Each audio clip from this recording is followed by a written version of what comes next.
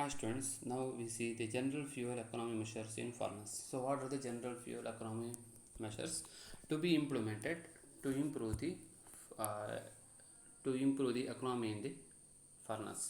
So first is the complete combustion with minimum excess air. Second, the correct heat distribution. And third is operating at the desired temperature. Fourth, reducing heat losses from the furnace. Fifth, maintaining correct amount of furnace draught. And sixth one, optimum capacity utilization. 7, waste heat recovery from flue gases and minimum refractory losses. And ninth one is use of ceramic coatings. Now these things, that is use of ceramic coatings and minimum refractory losses, these are all concerned with the walls of the furnace, that is physical structure. അതായത് ഫർണസിൻ്റെ structure, അതായത് furnace ഇതാണെന്ന് കരുതുക. So ഇത് ഒരു furnace ആണെന്ന് കരുതുക. So ഇവിടെ ഒരു ബർണർ ഉണ്ട്. സോ ഇവിടെ നിന്നാണ് നിങ്ങൾ സ്റ്റോക്ക് ഇൻപുട്ട് ചെയ്യുന്നത്. സോ ഇതിലൊരു സ്റ്റോക്ക് ഉണ്ടാവും. സോ ഇതിനുള്ള കുറച്ച് മെറ്റൽസ് ഉണ്ടാവും. അത് നിങ്ങൾ ഇതിലൂടെ കൂടെ പാസ് ചെയ്യണം. അപ്പം അങ്ങനെ നിങ്ങൾ ചെയ്യുമ്പോൾ സോ ഇതിൻ്റെ ഈ ഒരു പർട്ടിക്കുലർ റിഫ്രാക്ടറി ലോസസ് ഒക്കെ പറയുമ്പം ഈ ഒരു ഫർണസിൻ്റെ വാൾസുമായിട്ടുള്ള ബന്ധപ്പെട്ടിട്ടുള്ള കാര്യങ്ങളാണ്. യൂസ് ഓഫ് സിറാമിക് കോട്ടിങ്ങും റിഫ്രാക്ടറി ലോസസ് ഒക്കെ ഫർണസിൻ്റെ വാളുമായിട്ട് ബന്ധപ്പെട്ടിട്ടുള്ളതാണ്. പിന്നെ complete combustion with minimum excess air. So now we see about the complete combustion with minimum excess air. That is, the excess air should be minimum. So what happens if the excess air is maximum? That is, the flue gas will increase. That is, കൂടുതൽ furnace കത്തും. പക്ഷെ കത്തിയപ്പം എന്ത് ചെയ്തു, ചിലപ്പോൾ stock നിങ്ങളെ ഫുള്ളായിട്ട് combustion ചെയ്തു ഒന്നും ഉറപ്പ് വരുത്താൻ പറ്റില്ല. ഇല്ലെങ്കിൽ സ്റ്റോക്ക് കൂടുതലായിട്ട് അത് ഹീറ്റഡ് ആവും. സ്റ്റോക്ക് നമുക്ക് ഒരു പെർട്ടിക്കുലർ സ്റ്റോക്ക് 1200 ഡിഗ്രി സെൻറ്റിഗ്രേഡിനും 90 ഡിഗ്രി സെൻറ്റിഗ്രേഡിനും എത്ര ഡിഗ്രി സെൻറ്റിഗ്രേഡിനാണ് ഹീറ്റ് ചെയ്യേണ്ടത്, ആ ഹീറ്റിൻ്റെ ടെമ്പറേച്ചർ മാത്രമേ ആ ഒരു പെർട്ടിക്കുലർ സ്റ്റോക്ക് ഹീറ്റ് ചെയ്യാൻ പാടുള്ളൂ. അപ്പോൾ നിങ്ങൾ കൂടുതൽ ഹീറ്റ് ചെയ്ത് കഴിഞ്ഞാൽ എന്താ സംഭവിക്കുകയെന്ന് വെച്ചാൽ സ്റ്റോക്കിൻ്റെ മെറ്റൽ കണ്ടൻറ്റ് ലോസ് ആവാൻ ചാൻസ് ഉണ്ട്. പിന്നെ the amount of heat in the flue gas depends upon the amount of excess air. So if the excess air is maximum, the flue gases will also be get higher. The flue gases പറഞ്ഞാൽ എന്താണ്, ഒരു minute ഞാൻ ഒരു picture കാണിക്കാം. So see here. So here you can see the flue gases. Flue gases is this one. So നിങ്ങൾ ഇവിടെ കാണുന്നില്ല ഒരു ഗ്യാസ് പോലെ, ഈ ഒരു ഗ്യാസ്. സോ ഇതാണ് കമ്പഷൻ നടക്കുന്നത്. ഈ ഒരു കമ്പഷൻ നടന്ന ശേഷം ഇവിടെ നോക്കുക, ഇവിടെ ഈ ഫ്ലൂ ഗ്യാസിനെ ഒരു എഫക്റ്റീവായിട്ട് യൂട്ടിലൈസ് ചെയ്യുന്നുണ്ട്. എങ്ങനെ, ഇതിലെ കൂടെ ഒരു ഹോട്ട് വാട്ടർ, ഒരു കോൾഡ് വാട്ടർ പാസ് ചെയ്തിട്ട് ആ ഫ്ലൂ ഗ്യാസിൻ്റെ ടെമ്പറേച്ചർ നിങ്ങൾ യൂട്ടിലൈസ് ചെയ്യുന്നുണ്ട്.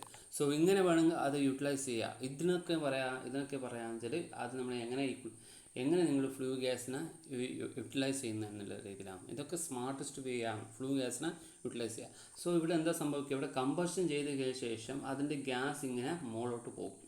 സോ ഇവിടെ നോക്കുക, ഇവിടെ ഈ ഫ്ലൂ ഗ്യാസ് ഇവർ എഫക്റ്റീവ്ലി യൂട്ടിലൈസ് ചെയ്യുന്നില്ല. ഇവിടെ ആ ഫ്ലൂ ഗ്യാസ് കമ്പഷൻ ഗ്യാസ് ആയിട്ട് ഇങ്ങനെ പുറത്തേക്ക് പോവുകയാണ്. സോ ഈ ഫ്ലൂ ഗ്യാസിൽ ഒരു കൺസിഡറബിൾ എമൗണ്ട് ഓഫ് ഹീറ്റ് അവിടെ ഉണ്ടാവും. സോ ഇവിടെ എന്താ സംഭവിക്കുകയെന്ന് വെച്ചാൽ ഇവിടെ എക്സസ് എയർ, സോ ഇവിടെ എയർ കൂടുതലായിട്ട് വന്നു കഴിഞ്ഞാൽ അതേപോലെ ഫ്ലൂ ഗ്യാസും കൂടുതലായിട്ട് ഇങ്ങോട്ട് പോകും. സോ അതുകൊണ്ട് എത്ര എയർ വേണോ, അതായത് ഇതിന് ഈ ഒരു പർട്ടിക്കുലർ കോളോ എന്തൊക്കെയുണ്ട്, ഏതൊക്കെ പർട്ടിക്കുലർ. സോ ഇവിടെ നോക്കുക, ഇവിടെ നിങ്ങൾ ഈ ഒരു സ്റ്റോക്ക്, സോ ഇവിടെ പ്ലേസ് ചെയ്ത സ്റ്റോക്ക് നിങ്ങൾ കംപ്ലീറ്റ് ആയിട്ട് ഹീറ്റ് ചെയ്യണമെങ്കിൽ എത്ര എയർ വേണോ അത്ര മാത്രമേ ഇതിലെ കൂടെ നിങ്ങൾ കടത്തി വിടാൻ പാടുള്ളൂ. അപ്പം അത് കൂടുതൽ എയർ കടത്തി വിട്ട് കഴിഞ്ഞാൽ എന്ത് ചെയ്തു, ഈ ഫ്ലൂ ഗ്യാസ് അതിനനുസരിച്ചിട്ട് കൂടും. സോ ഇത്രയേ ഉള്ളൂ ഈ കാര്യം. So here you can see the excess air is 25. So the percentage of heat loss will be 48. So excess air കുറവാണെങ്കിൽ ഹീറ്റ് ലോസ് കുറവാണ്, എക്സസ് എയർ കൂടുതലാണെങ്കിൽ ഹീറ്റ് ലോസ് കൂടുതലാണ്. സോ അതുകൊണ്ട് എന്താ പറയുക, എക്സസ് എയർ കൂടുതലായിട്ട് നിങ്ങൾ അഡ്മിറ്റ് ചെയ്ത് കഴിഞ്ഞാൽ ഞങ്ങൾക്ക് എന്താ സംഭവിക്കുക, കൂടുതൽ ഹീറ്റ് ലോസസ് ഉണ്ടാകും. So next one we see about correct heat distribution. Distribution എങ്ങനെ ഉണ്ടാവണം, അത് കറക്റ്റായിരിക്കണം. അത് എങ്ങോട്ടായിരിക്കണം, അത് ഒരിക്കലും വാൾസ്, അതായത് ഫർണസിൻ്റെ വാൾ. സോ ഇത് ഒരു ഫർണസിൻ്റെ വാളാണ്. സോ സോ ഞാനൊരു പച്ച കളറിൽ പെയിൻറ്റ്. സോ ഇതൊക്കെ ഞാനിപ്പം ഡ്രോ ചെയ്ത് നോക്കി ഫർണസിൻ്റെ വാളാണ്. So the furnace wall should not be get maximum heated. It should not be get heated. So which one should be get heated? The heated most of amount of the heat should be utilized for the heating the stock. The furnace, there is no need to heat the furnace wall. So here you can see the burner will be heating directly to the furnace wall. So now here you can see it is a correct heat distribution. So here the walls are not being get heated. So here കുറച്ച് air ഉണ്ട്. അപ്പോൾ ഇത് walls ഇതിനത്രയും ഇവിടെ walls heated അല്ല. Okay. So the prevent the flame impinging to avoid high flame temperature damage of refractory and better atomisation. And here you can see വേറൊരു കാര്യമുണ്ട്. ആ ഫ്ലെയിം ഉണ്ടല്ലോ, നിങ്ങൾ ഉപയോഗിക്കുന്ന flame, this flame should heat the stock. So here you can see you have placed the flame upper. So this flame will not heat the stock. So the flame should be so placed that this flame can heat the stock. So ഇതൊക്കെയാണ് മെയിനായിട്ട് നോക്കേണ്ടത്. അതെന്ത് നോക്കുമ്പോൾ correct heat distribution നോക്കുമ്പോൾ. So നമ്മളിപ്പോൾ എന്തൊക്കെ നോക്കി? First നമ്മൾ പഠിച്ചു complete combustion with minimum excess. അപ്പം ഏറ്റവും കുറവ് എക്സസൈസിൽ നിങ്ങൾ കംപ്ലീറ്റ് ആയിട്ട് കമ്പഷൻ ചെയ്യാൻ പറ്റണം. അപ്പോൾ കൂടുതൽ എക്സസൈസ് ഉപയോഗിച്ച് കഴിഞ്ഞാൽ അത് കൂടുതൽ ഫ്ലൂ ഗ്യാസായിട്ട് അത് പുറത്തേക്ക് പോകും. സോ അങ്ങനെ അത് ഹീറ്റ് ലോസ് ഉണ്ടാവും. പിന്നെ നെക്സ്റ്റ് നമ്മൾ എന്താ നോക്കി? സോ കറക്റ്റ് ഹീറ്റ് ഡിസ്ട്രിബ്യൂഷൻ, കറക്റ്റായിട്ട് ഹീറ്റ് ഡിസ്ട്രിബ്യൂട്ട് ചെയ്യണം. സോ എങ്ങനെ ഹീറ്റ് ഡിസ്ട്രിബ്യൂഷൻ ചെയ്യണം? ആ ഹീറ്റ് ഒരിക്കലും അതിൻ്റെ റിഫ്രാക്ടറി മീൻസ് ഞാൻ പറഞ്ഞില്ലേ വാൾസ്, ആ വാൾസ് ഒന്നും ഹീറ്റ് ചെയ്യാൻ പാടില്ല. അത് സ്റ്റോക്കിന് മാത്രമേ ഹീറ്റ് ചെയ്യാൻ പാടുള്ളൂ. സോ അത് നോക്കുക നിങ്ങൾ. പിന്നെ വേറെ എങ്ങനെയാണ് നിങ്ങൾ ആ ബർണർ ഫേസ് ചെയ്യണം? Burner should be place so that it should heat the stock only. So next one we see the operating at desired temperature. So operating at desired temperature എന്ന് വെച്ചാൽ ഓരോ പർട്ടിക്കുലർ സ്റ്റോക്കിനെയും ഹീറ്റ് ചെയ്യാൻ ഓരോ particular temperature ഉണ്ടാവും. So അതിനനുസരിച്ചിട്ട് നമുക്ക് different types of furnace are being operated at different temperatures. So we need to see that the desired temperature is being maintained inside the furnace. So temperature for different furnace, that is slab reheating furnace is 1200 degrees centigrade, rolling mill furnace is 1200 degrees centigrade, and bar furnace or sheet mill will be having 800 degrees centigrade, and bogie type annealing furnace 650 to 750 degrees centigrade. The correct temperature ensures good quality products, and temperature higher than the required would only use up more fuel. So if കൂടുതൽ temperature നിങ്ങൾ ഉപയോഗിക്കുന്നെങ്കിൽ അതൊരിക്കലും കൂടുതൽ efficiency rate ചെയ്യില്ല, അത് കൂടുതൽ fuel consumption ചെയ്യും, അത്രയേ ഉള്ളൂ. സോ അതുകൊണ്ട് നിങ്ങൾ എന്ത് ചെയ്യണം? അതുകൊണ്ട് that is why we need to fit the sensors and all, and we need to go for automatic control rather than manual control. Next one, reducing heat loss from furnace opening. So furnace ഓപ്പണിംഗിൽ നിന്ന് heat loss reduce ചെയ്യുക. So furnace opening പറഞ്ഞാൽ എന്താ, ഞാൻ വേണമെങ്കിൽ ഒരിക്കൽ കൂടെ പറഞ്ഞുതരാം. സോ ഇവിടെ നോക്കുക, ഇവിടെ ഒരു ഫർണസ് ആണ്. ആ ഫർണസിൻ്റെ ഈ ഒരു പർട്ടിക്കുലർ പോർഷൻസ് ആണ് ഓപ്പണിംഗ്. ഞാൻ വേറൊരു ഇങ്ക്. സോ ഈ ഒരു പർട്ടിക്കുലർ പോർഷൻസ് ആണ് അത് ഓപ്പണിംഗ്. സോ ഓപ്പണിംഗ് നമ്മൾ എന്ത് ഫീഡ് ചെയ്യും? ഓപ്പണിംഗിൽ നമ്മൾ സ്റ്റാക്ക് ഫീഡ് ചെയ്യും, സ്റ്റോക്ക് ഫീഡ് ചെയ്യും. സോ ഇവിടെ ഒരു ബേർണർ ഉണ്ടാവും. സോ ബേർണർ ഫർണസ് ആ ഒരു സ്റ്റോക്കിന് ബേൺ ചെയ്യും. സോ ഈ ഒരു ബേർണർ ഓപ്പണിംഗ് ത്രൂ നമുക്ക് എന്താ പറയുക, ഹീറ്റ് ലോസ് ചെയ്യും. അതായത് direct radiation through heat loss ചെയ്യും. Combustion gas that leaks. So combustion ചെയ്യുന്ന ഗ്യാസും ആ ഒരു ഓപ്പണിംഗ് ത്രൂ ലീക്ക് ആവാൻ ചാൻസ് ഉണ്ട്. സോ അതുകൊണ്ട് നമ്മൾ എന്ത് ചെയ്യേണ്ടത്? So we need to keep the door so we need to see that the door is not kept unnecessarily open. So the door should not be kept unnecessarily open. The door should be open whenever it is needed, and it is closed at a closed suddenly after allowing the stock to the inside the furnace. So furnace like stock പോയ ശേഷം sudden ആയിട്ട് എന്ത് ചെയ്യണം? നിങ്ങൾ ആ ഒരു opening close ചെയ്യണം. So the heat loss through the opening while opening can be taken from a formula. It can be calculated from formula. It's Q is equal to 4.88 into T by 100 into small a into capital A into H. That is kilocalorie per hour. So H പറഞ്ഞാൽ ഇവിടെ time ആണ്. Capital A എന്ന് വെച്ചാൽ ഇതിൻ്റെ area of opening ആണ്. And small A is A total factor of total radiation. factor for total radiation, and T is the absolute temperature. Okay, so area of opening നിങ്ങൾ എത്ര ചെറുതാക്കുന്നോ അത്രയും നിങ്ങൾക്ക് heat loss ചെറുതാക്കാൻ പറ്റും. So next one, maintaining correct amount of furnace drought. Furnace drought എന്ന് വെച്ചാൽ ഫർണസിൽ ഉണ്ടാകുന്ന air circulation നമ്മൾ പറയാം ഫർണസ് ഡ്രോട്ട് എന്ന് പറയാം. സോ അതെന്താ സംഭവിക്കുക വെച്ചാൽ, so there are 2 types of air filtration.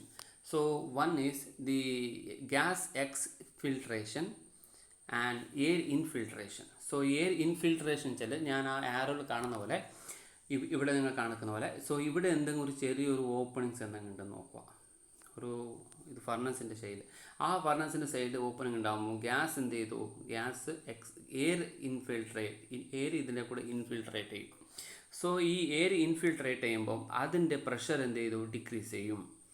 അതിൻ്റെ പ്രഷർ ഡിക്രീസ് ചെയ്യും. എയർ ഇൻഫിൽട്രേറ്റ് ചെയ്ത് കഴിഞ്ഞാൽ അതൊരു നെഗറ്റീവ് പ്രഷർ അവിടെ ഇൻഡ്യൂസ് ചെയ്യും. പിന്നെ വേറൊരു പ്രശ്നം എന്ന് വെച്ചാൽ ഇത് gas infiltration. Gas infiltration through the gas leaving, that is gas leaving from the gas leaving inside the furnace to the outside. So ഉള്ളിലുള്ള ഗ്യാസ് പുറത്തേക്ക് പോകുന്നു. അപ്പോൾ ഉള്ളിലെ ഗ്യാസ് അത് പുറത്തേക്ക് പോയി കഴിഞ്ഞാൽ എന്താ സംഭവിക്കുക, അതിൻ്റെ പ്രഷർ കൂടും. സോ ഇത് നമുക്ക് പോസിറ്റീവ് പ്രഷർ എന്ന് പറയാം. So gas infiltration means gas leaving from inside the furnace to the outside. So gas air infiltration വെച്ചാൽ, സോ എയർ ഇൻഫിൽട്രേഷൻ വെച്ചാൽ അറ്റ്മോസ്ഫിയറിക് എയർ ഫർണസിലേക്ക് അത് നുഴഞ്ഞു കയറി അങ്ങോട്ട് വരുന്ന, so gas air infiltration. So അതുകൊണ്ട് ഇവിടെ രണ്ട് ഇതേ കാണിക്കുന്നത്, ഗ്യാസും എയറൊന്നും ഇവിടെ പ്രത്യേകിച്ച് പറയാൻ കാരണം, air is the atmospheric air, gas is the combustible gas. So combust ചെയ്തിരിക്കുന്ന ഗ്യാസ് ഫർണസിൻ്റെ ഉള്ളിൽ നിന്ന് പുറത്തേക്ക് പോയി കഴിഞ്ഞാൽ അവിടെ ഒരു പോസിറ്റീവ് പ്രഷർ ബിൽഡപ്പ് ചെയ്യും. അതായത് ഗ്യാസ് കഴിയുന്നതും അവിടെ കുറഞ്ഞു, അപ്പോൾ പ്രഷർ കൂടി. പിന്നെ എയർ, അതായത് ഫർണസിൻ്റെ വാളിൽ ചെറിയ മെക്കാനിക്കൽ ഡാമേജ് ഉണ്ടാവും. ആ ഡാമേജ് കൊണ്ട് എയർ ഉള്ളിലേക്ക് അത് കടന്നു വരുമ്പോൾ പ്രഷർ ഡ്രോപ്പ് ചെയ്യുമ്പോൾ അത് നെഗറ്റീവ് പ്രഷറും ചെയ്യും. സോ ഇപ്പോൾ ഗ്യാസ് ഇൻഫിൽട്രേഷനും എയർ ഇൻഫിൽട്രേഷനും ഇല്ലാതിരിക്കുമ്പോൾ നമ്മളവിടെ പ്രഷർ കോൺസ്റ്റൻ്റ് ആയിരിക്കും, ദാറ്റ് ഈസ് 0 പ്രഷർ എന്ന് പറയും.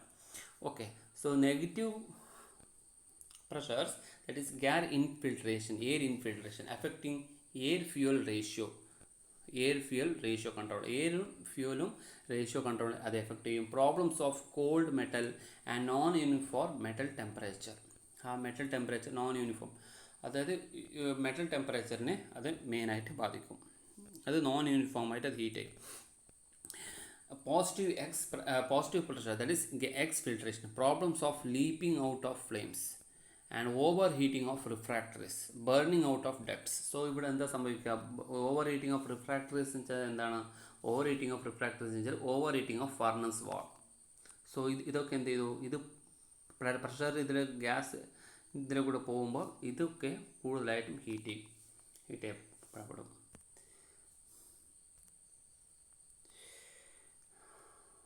Next one we see about, so the maintaining correct amount of furnace dot എന്ന് വെച്ചാൽ നിങ്ങൾക്ക് പോസിറ്റീവ് പ്രഷറും അധികം പാടില്ല, നെഗറ്റീവ് പ്രഷറും അധികം പാടില്ല. Pressure should be kept constant. So അതായത് ഗ്യാസ് ഇൻഫിൽട്രേറ്റഡ് ആവാൻ പാടില്ല, എയർ ഇൻഫിൽട്രേഷനും അത് അവിടെ സാധ്യമില്ലാണ്ടാക്കണം. സോ അത് രണ്ടും കൂടെ ശ്രദ്ധിക്കേണ്ട കാര്യമാണ്. Next one, optimum capacity utilization. there is a particular loading. So optimum capacity utilization വെച്ചാൽ ആ ലോഡിങ് നമ്മൾ സ്റ്റോക്കിൽ ലോഡ് ചെയ്യുന്നത് ഞാൻ നേരത്തെ പറഞ്ഞു, ഞാൻ നേരത്തെ ഒരു വീഡിയോയിൽ ഞാൻ കാണിച്ചിരുന്നു ഫസ്റ്റ് ക്ലാസ്സിൽ. അപ്പോൾ 60 to 1000 kg per ton 1000 ton എന്നൊക്കെ കാണുന്നുണ്ട്. അപ്പോൾ അത്ര മാത്രമേ അതിന് ലോഡ് ചെയ്യാൻ പാടുള്ളൂ. മിനിമം പറഞ്ഞാൽ 60, മാക്സിമം പറഞ്ഞാൽ 1000 ആണ്. സോ ആ ഒരു അതിൻ്റെ ഉള്ളിൽ ആ ഒപ്റ്റിമം ലോഡിങ് മാത്രമേ അതിൽ സാധിക്കത്തുള്ളൂ. So there is A particular loading at which furnace will operate at the maximum thermal efficiency. The best method of loading is generally obtained by trial noting the weight of material put in at each charge, the time taken to reach the temperature and amount of fuel used. So ഇത് നിങ്ങൾ ഈ എന്താ പറയുക, ഇത് ഒരിക്കലും ഒരു ഓട്ടോമാറ്റിക്കായിട്ട് നിങ്ങൾക്ക് കണ്ടുപിടിക്കാൻ പറ്റില്ല. ട്രയൽ ആൻഡ് റൺ ത്രൂവേ ഇത് കണ്ടുപിടിക്കാൻ പറ്റുള്ളൂ. അതായത് എത്രമാത്രം ഹീറ്റഡ് ആവും, അതായത് ഈ ഒരു സ്റ്റോക്ക് നിങ്ങൾ ഫീഡ് ചെയ്തിട്ടുണ്ടല്ലോ 60 to 1000 ആണ് ഒരു റേഞ്ച് പറഞ്ഞിരിക്കുന്നതെങ്കിലും അതിൽ എത്ര ഹീറ്റ്, അതായത് ഏറ്റവും കൂടുതൽ അത് എഫക്റ്റീവായിട്ട് ഹീറ്റ് ചെയ്യാൻ പറ്റുന്ന ലോഡ് എത്രയാണെന്ന് നിങ്ങൾ എങ്ങനെ കണ്ടുപിടിക്കേണ്ടത്? Trial and run method. അത് ആദ്യം 60 നിങ്ങൾ ഇൻപുട്ട് ചെയ്യുക, പിന്നെ 65 ഇൻപുട്ട് ചെയ്യുക, 75, 100 അങ്ങനെ 1000 വരെ നിങ്ങൾ ഇൻപുട്ട് ചെയ്യുക. അങ്ങനെ 1000 വരെ ഇൻപുട്ട് ചെയ്യുമ്പോൾ ആ ടെമ്പറേച്ചറിൽ ഏറ്റവും ഫാസ്റ്റായിട്ട് ആ ഒരു സ്റ്റോക്കിനെ ഹീറ്റ് ചെയ്യാൻ പറ്റുന്ന ടെമ്പറേച്ചറും ടൈമും കൂടെ നിങ്ങൾ നോട്ട് ചെയ്യുക. അങ്ങനെ ഇതിൽ ടൈമും പിന്നെ എത്രമാത്രം ഫ്യൂവൽ കൺസ്യൂം ചെയ്യുന്നു അതും കൂടെ നോട്ട് ചെയ്തിട്ട് നിങ്ങൾക്ക് എന്താ പറയുക, ഇത്ര ലോഡ് ചെയ്ത് കഴിഞ്ഞാൽ ഇത്ര ഫ്യൂവൽ കൺസ്യൂം ചെയ്യും, ഇത്ര ടെമ്പറേച്ചർ ആ സ്റ്റോക്ക് ഹീറ്റഡ് ആവുമെന്ന് നിങ്ങൾക്ക് പറയാൻ പറ്റും. So the mismatching of furnace dimension with respect to charge and production schedule and coordination between furnace operator, production and planning personnel is needed. So ഫർണസിൻ്റെ ഓപ്പറേറ്ററും അതിൻ്റെ പ്രൊഡക്ഷനും അതിൻ്റെ പ്ലാനിങ്ങും ഒക്കെ കോർഡിനേറ്റഡ് ആയിരിക്കണം. So next one, waste heat recovery from flue gases. So flue gases ഞാൻ നേരത്തെ കാണിച്ചു, ഒരു burn ചെയ്തിട്ട് അതിൻ്റെ മുകളിലോട്ട് പോകുന്ന ഗ്യാസസിനാണ് ഫ്ലൂ ഗ്യാസ് എന്ന് ഇവിടെ പറയാം. സോ ഇവിടെ എങ്ങനെയാണ് നമുക്ക് ഈ വേസ്റ്റ് ഹീറ്റ് റിക്കവറി ചെയ്യാം? അതെങ്ങനെ ചെയ്യാൻ വേണ്ടി സ്റ്റോക്ക് പ്രീ ഹീറ്റിംഗ്, അതായത് നമ്മൾ ഫർണസിലേക്ക് ഹീറ്റ് ചെയ്യുന്ന സ്റ്റോക്ക് ഉണ്ടല്ലോ അതിനെ ഒരിക്കൽ കൂടെ പ്രീ ഹീറ്റ് ചെയ്യിക്കാൻ പറ്റും. അതായത് നിങ്ങൾ ഫീഡ് വാട്ടറിലേക്ക് കൊടുക്കുന്ന വാട്ടറിനെ നിങ്ങൾ എങ്ങനെയാണോ അത് കണ്ടൻസേറ്റ് കൊണ്ട് ഫീഡ് വാട്ടറിനെ ഹീറ്റ് ചെയ്യിക്കുന്നത്, അതേപോലെ നിങ്ങളുടെ സ്റ്റോക്കിനെ നിങ്ങൾ എന്ത് ചെയ്യും, നമ്മൾ ഹീറ്റ് ചെയ്യാൻ പറ്റുന്ന സ്റ്റോക്കിനെ ഈ ഫ്ലൂ ഗ്യാസിനെ സർക്കുലേറ്റ് ചെയ്തിട്ട് ആ ഫ്ലൂ ഗ്യാസ് ഹീറ്റ് ചെയ്യുന്ന സ്റ്റോക്കിൻ്റെ മുകളിൽ ഫ്ലോ ചെയ്ത് കഴിഞ്ഞാൽ ആ സ്റ്റോക്ക് കുറച്ചും കൂടെ ഹീറ്റഡ് ആവും. പിന്നെ ആ സ്റ്റോക്കിനെ അത് കൂടുതൽ ഹീറ്റാക്കാൻ അത്ര ടെമ്പറേച്ചറൊന്നും ഫർണസിന് വേണ്ട. So next one, combustion air pre heating. Combustion air pre heating വെച്ചാൽ കമ്പഷൻ ചെയ്യാൻ വേണ്ടി നിങ്ങൾ ഉപയോഗിക്കുന്ന എയറിനെ പ്രീ ഹീറ്റ് ചെയ്യാം. അതായത് കമ്പഷൻ ചെയ്യാൻ ഉപയോഗിക്കുന്ന എയറിന് ചിലപ്പോൾ മോയ്സ്ചർ ഉണ്ടാവും. Moisture means it may contain some amount of humidity. So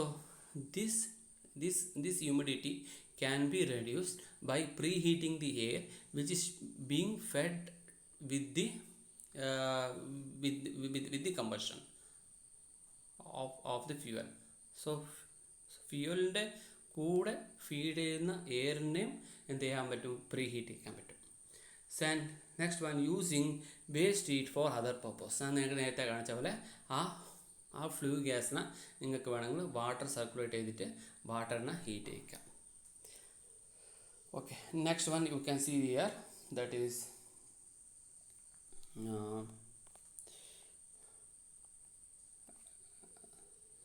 so ഫർണസിന് ഇവിടെ കാണാൻ പറ്റും.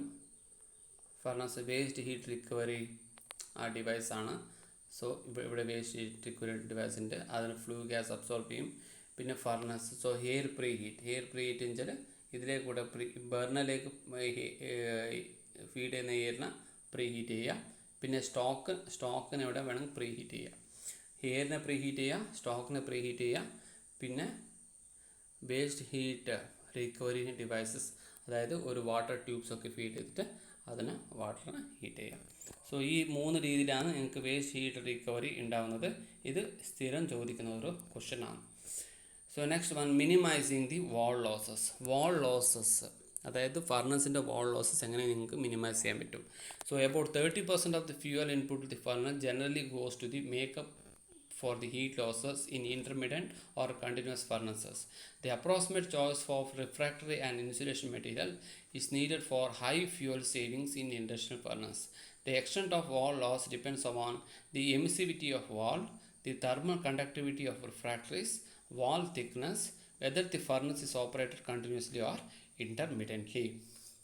അതായത് ഫർണസിലെ 30% ലോസും എങ്ങനെയാണ് എങ്ങനെയാണ് ഉണ്ടാവുക, ഫർണസിൻ്റെ ഉള്ളിലെ ടെമ്പറേച്ചറിനെ ബിൽഡപ്പ് ചെയ്യാനാണ് അത് ഉപയോഗിക്കുക.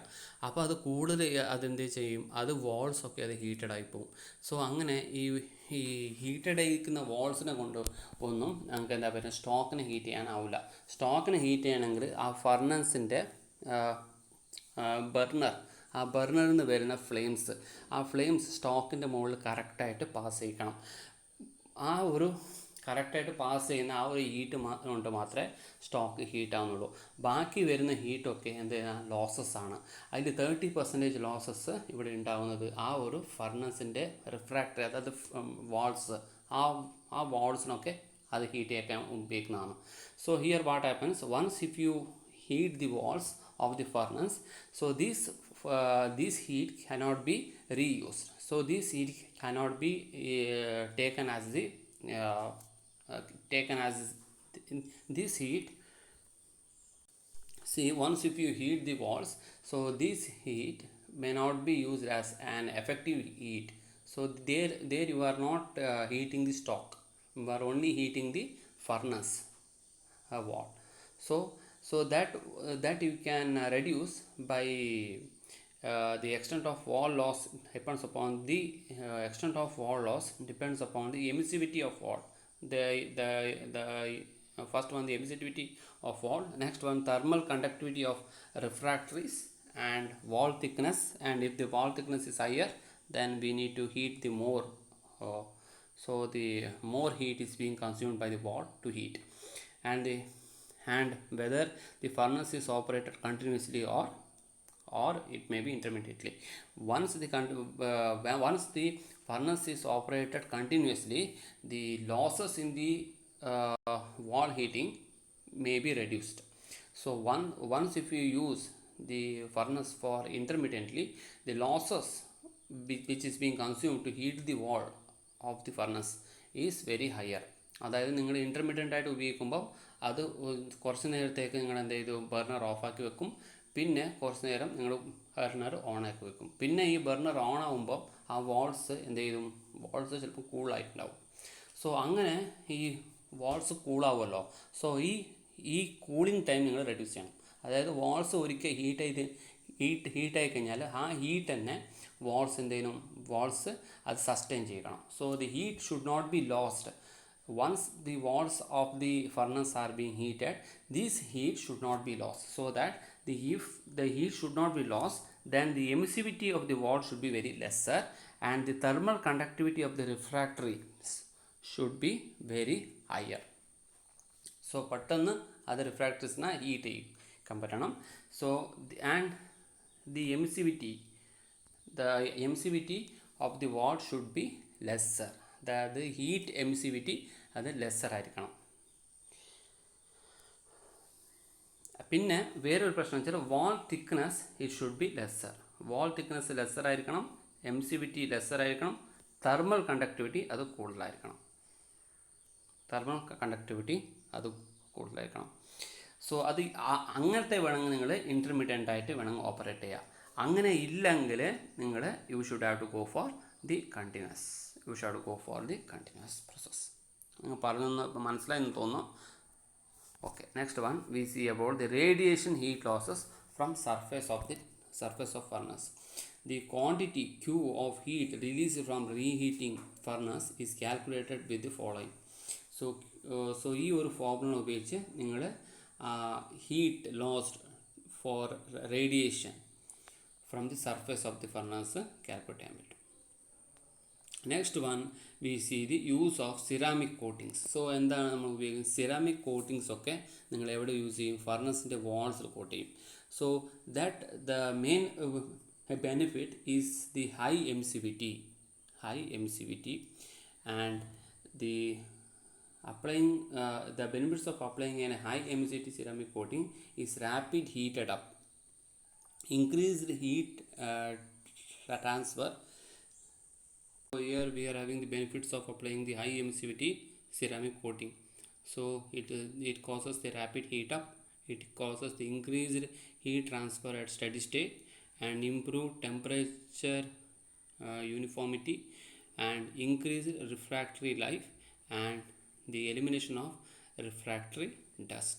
So these are all the main uses of using ceramic coatings. Okay, bye. So next ഇതോടുകൂടി നിങ്ങളെ ക്ലാസ് തീർന്നു. ഇനി നെക്സ്റ്റ് മോഡ്യൂൾ 4 ആണ്. അതിൻ്റെ വീഡിയോയും കൂടെ ഞാൻ പോസ്റ്റ് ചെയ്യാം.